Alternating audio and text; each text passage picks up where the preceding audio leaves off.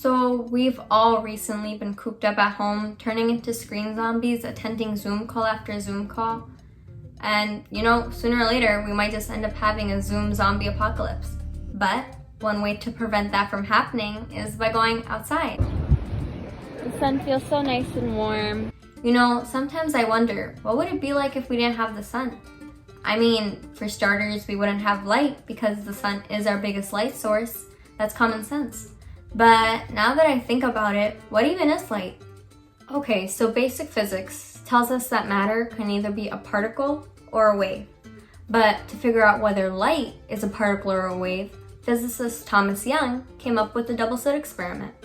Now, in the double slit experiment, we shine a light through two slits. But if light were to behave as a particle, we would see two clusters of light on the other side because of the two slits.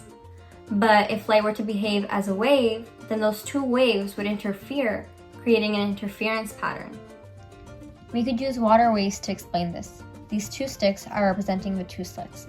When I tap with one stick, it creates ripples moving outwards. And now, when I start tapping with the second stick, we have two waves that are interfering with each other. When I use the laser and shine it through the two slits, we can see that there is an interference pattern being made. Here are what the final results of the single and double slit pattern look like. Yay! So this means light is a wave! I'm not trying to be a party pooper or anything, but life isn't that simple, and neither is the quantum world. Now, what if instead of light going through the two slits, I fired individual atoms or particles? Now, as we mentioned before, we'd expect to see two neat clusters, but in reality, we see an interference pattern like we did with the waves. So apparently, this is showing us that an atom can exist in more than one place at once.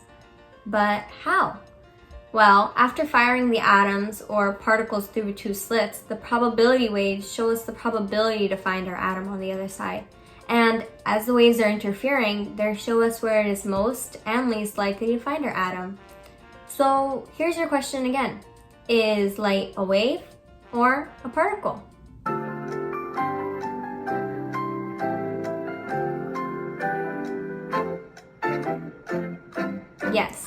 Yes, light is a wave, but it can also behave as a particle. It all just comes down to the nature of the physics. And light, in a sense, is just another example of nature defying our expectations. Pretty amazing, isn't it?